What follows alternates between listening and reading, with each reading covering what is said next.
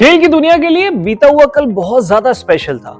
इतने बड़े बड़े इवेंट्स थे, इतने बड़े बड़े मैचेस थे कि जिन्होंने तहलका मचा दिया और कुछ ऐसा धांसू घटा है फील्ड पे जिसने सीरियसली सबके होश उड़ा दिए हैं। लेकिन उससे भी ज्यादा इंटरनेट पे जिस बात की चर्चा हो रही है वो हो रही है ट्रंप की बेइज्जती की।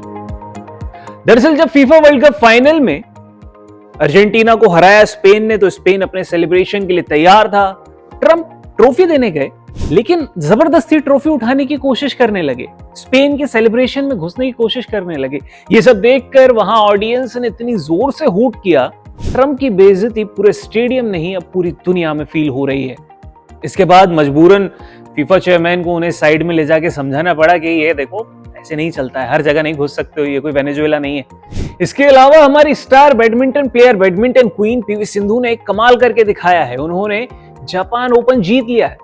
2 साल के बाद कोई बेहतरीन सा टाइटल जीता है। उन्होंने जापान ओपन पहली बार जीता है। जी हां, पीवी सिंधु जापान ओपन जीतने वाली पहली भारतीय महिला हैं जिन्होंने जापान की प्लेयर अकाने यामागुची को 21-17 से हराकर मतलब एकदम गेम में धूल सी चटा दी। और इसे कहते हैं यार क्वीन का कमबैक। इसके साथ ही भारतीय टीम रवाना हो चुकी है जिम्बाब्वे से खेलने के लिए, जिम्बाब्वे को उड़ाने के लिए। और साथ में कौन गया है? Baby boss Vaibhav Suryavanshi.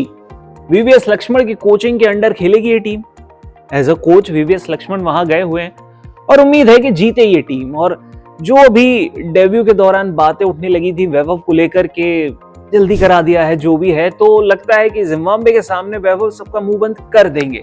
इसके अलावा कल एक धांसू सा इवेंट था, एक ग्रैंड सा फिनाले था जहां पर स्पेन ने इतना धमाकेदार गेम खेला यार। अर्जेंटीना द ग्रेट मेसी की टीम को एक गोल नहीं करने दिया। मतलब स्पेन ऐसी टीम बनी है जिसने पूरे ही फीफा वर्ल्ड कप के टूर्नामेंट में सिर्फ एक गोल खाया है। इतनी बेमिसाल और ऐसी रिकॉर्ड जीत के लिए बहुत सारी बधाई हो स्पेन को। और इसके साथ ही पैसों की बारिश भी हुई है। तो किसने जीता है कितना प्राइज मनी वो भी आपको बता देते हैं। तो सबसे पहले शुरुआत करते हैं चौथे नंबर पर रहने वाली फ्रांस से, जिन्हें मिले हैं 259 करोड़ रुपए। पैसों की बारिश तो हुई है, भले ही चौथी पोजीशन हो। इसके अलावा तीसरी पोजीशन पर रहने वाली इंग्लैंड को मिले हैं 279 करोड़ रुपए। और कल अनफॉर्चुनेटली हारने वाली मेसी की अर्जेंटीना जो सेकंड पे रही है, लेकिन पैसा उन्हें भी कम नहीं मिला है। उन्हें मिलेंगे 318 करोड़ रुपए। और इसके साथ ही और गेम में कमाल धमाल मचाने वाली स्पेन, जिसने ये वर्ल्ड कप जीता है, जिसने फीफा टूर्नामेंट की ट्रॉफी उठाई है, उसे मिलेंगे 481 करोड़ रुपए। और इन सब खेल के बीच में आज सीजेपी ने भी खेल कर दिया है। मतलब कुछ तो भी सरकार से बातचीत की जुगाड़ हो चुकी है। खैर उस गेम पे हम अभी नहीं जाएंगे। तो कल जब भारत और इंग्लैंड की टीम खेलने उतरी थी तो उन्होंने हाथ पर एक काले कलर का बैंड पहना हुआ था। वो किसी विरोध में नहीं था, वो एक शोक प्रकट करने के लिए था। वो था सर गैरी सोबर्स की याद में, जो वेस्टइंडीज के ग्रेट प्लेयर, ग्रेट ऑलराउंडर रहे। 89 ईयर्स की एज में उनका अभी 17 तारीख को देहांत हो गया था। और वो एक तरीके से उनके लिए काला पट्टा बांधकर उस शोक को प्रकट किया गया। गैरी सोबर्स, जिन्हें क्रिकेट के इतिहास का सबसे महान ऑलराउंडर माना जाता है, वो एक समय के बेहतरीन अटैकिंग बल्लेबाज, तेज और स्पिन दोनों तरह की गेंदबाजी करने वाले बॉलर रहे हैं। एक बेहतरीन फील्डर थे और उन्होंने क्रिकेट की दुनिया में, उन्हें अगर कुछ कहा जाता था तो वो था 5 in 1, मतलब एक खिलाड़ी में सब कुछ। अगर उनके अचीवमेंट्स की बात करें तो वो पहले खिलाड़ी हैं जिन्होंने एक ओवर में 6 छक्के लगाए थे। 1968 में नॉटिंघमशायर की तरफ से खेलते हुए उन्होंने ग्लैमर गन के गेंदबाज मैल्कम नैश के एक ओवर में सभी गेंदों पर छक्के लगा दिए थे। मतलब 6 बॉल में 6 छक्के, धड़ाम। फर्स्ट क्लास क्रिकेट के इतिहास में ऐसा पहली बार हुआ था। इसके अलावा उनका 365 रनों का लाजवाब गेम था। वो 1958 में पाकिस्तान के खिलाफ उन्होंने नाबाद 365 रन की पारी खेली थी, जो सालों तक टेस्ट क्रिकेट का हाईएस्ट इंडिविजुअल स्कोर रहा, जिसे 1994 में ब्रायन लारा ने तोड़ा था। इसके अलावा अगर उनके शानदार स्टैट्स की बात करें तो 93 टेस्ट मैचेस में उन्होंने 57.78 की कमाल की एवरेज से 8000 से ज्यादा रन और 235 विकेट भी लिए थे। इसके अलावा उन्होंने आईसीसी मेंस इंटरनेशनल क्रिकेट में साल के बेस्ट परफॉर्मर को उनके नाम से अवार्ड दिया जाता है। उनके नाम सर गारफील्ड सोबर्स अवार्ड रखा गया। अब आते हैं उस धमाकेदार पारी पे जिसने कल हार के भी हार को हार जैसा फील नहीं होने दिया। The great, the OG, the hitman Rohit Sharma की पारी। बहुत सारे लोग बातें कर रहे थे कि रोहित शर्मा को रिटायर हो जाना चाहिए, टीम उन्हें निकालना चाहती है, 2027 के लिए उन्हें नहीं सोच रही है, लेकिन ऐसा नहीं है। अगर बात करें तो मतलब उन्होंने गुरनूर का शतक जरूर होते होते रह गया, लेकिन रोहित शर्मा ने अपना शतक ठोक दिया। उन्होंने ऐसी धांसू पारी खेली जिसने सीरियसली एक लंबे स्कोर को चेस कर रहे थे, एक बड़ा स्कोर था, ऐसा लग रहा था कि इंडिया पार नहीं पा पाएगी, क्योंकि पिछले मैचेस में बहुत ही मतलब कहें तो स्टैंडर्ड से कम वाला परफॉर्मेंस रहा इंडिया टीम का।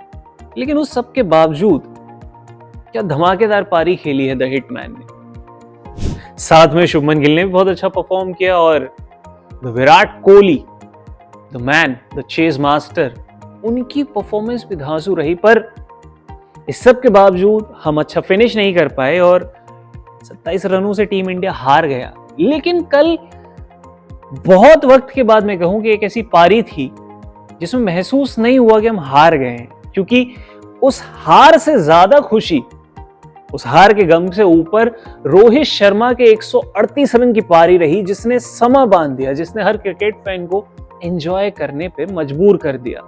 मतलब हर वक्त थोड़ा अजीब से मूड में बैठे रहने वाले गंभीर, वो भी खड़े होकर तब तक तालियां मारते रहे जब तक लॉर्ड्स की पूरी लॉबी को क्रॉस करके ड्रेसिंग रूम तक नहीं पहुंच गए थे हिटमैन। ये रोहित और कोहली का 400वां मैच था जो वो साथ खेल रहे थे। इसके साथ ही कई सारे और बड़े बड़े रिकॉर्ड्स हैं जिन्हें रोहित शर्मा ने उस धांसू पारी से ध्वस्त कर दिया। तीनों फॉर्मेट्स को मिलाकर बतौर ओपनर रोहित अब तक 46 सेंचुरी लगा चुके हैं, इंटरनेशनल सेंचुरीज। यहां पर उन्होंने सचिन के 45 के रिकॉर्ड को पीछे छोड़ दिया है एज ओपनर। इसके अलावा सबसे ज्यादा उम्र दराज शतकवीर है, 39 साल 80 दिन की उम्र में शतक लगाया उन्होंने, और वनडे में ऐसा करने वाले वो इकलौते खिलाड़ी बन चुके हैं। उन्होंने खुद सचिन तेंदुलकर, जिनका रिकॉर्ड था 38 साल 327 दिन, उसे पीछे छोड़ दिया है। इसके अलावा रोहित ने कोहली के साथ मिलकर 21वीं बार सेंचुरी पार्टनरशिप बनाई है। ये संगकारा और दिलशान के रिकॉर्ड को छोड़कर सेकंड पोजीशन पे आ पहुंचे हैं। इसके ऊपर सचिन और द्रविड़ हैं बस, जिन्होंने 26 पारियों में शत की साझेदारी की है। तो कुल मिलाकर रोहित शर्मा ने कल माहौल बांध दिया। बहुत सारे लोग बातें कर रहे थे, बहुत सारे लोग कयास लगा रहे थे कि रोहित शर्मा फिट नहीं है, रोहित शर्मा की उम्र हो गई है, रोहित शर्मा फॉर्म में नहीं है। तो ऐसा होता है कि कई प्लेयर्स इतने ग्रेट ऐसे ही नहीं हो जाते, उन्हें अपना गेम पता होता है।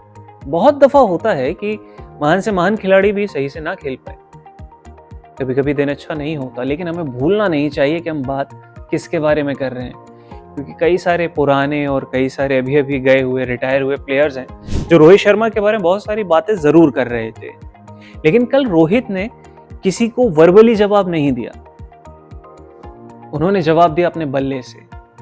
और ये सच में एक लाइफ लेसन है कि काम बोलता है। अगर आपका किसी को आपके बारे में कुछ भी कहना है, उसे कहने दो, उससे आपको फर्क नहीं पड़ना चाहिए, आपका काम सबकी जुबान बंद कर देगा। तो अगर आप भी द ग्रेट रोहित शर्मा के फैन हैं और आपको भी वो पारी बहुत पसंद आई है, आपके मन से भी एक खुशी की फुहार फूटी है कि वाह यार रोहित क्या गेम खेला है, क्या सेंचुरी मारी है, और अगर वो दिक्कत नहीं आ रही होती पैर में, तो मुझे लगता है कि ये सेंचुरी और डैडी 100 बन सकता था, मतलब और बड़ा जा सकता था। अगर आपको भी यही फीलिंग आती है तो आप क्या और सोच रहे थे, आपने किस तरीके से एंजॉय किया, और आप रोहित शर्मा के लिए क्या फील करते हैं, कमेंट करो, हमसे शेयर करो।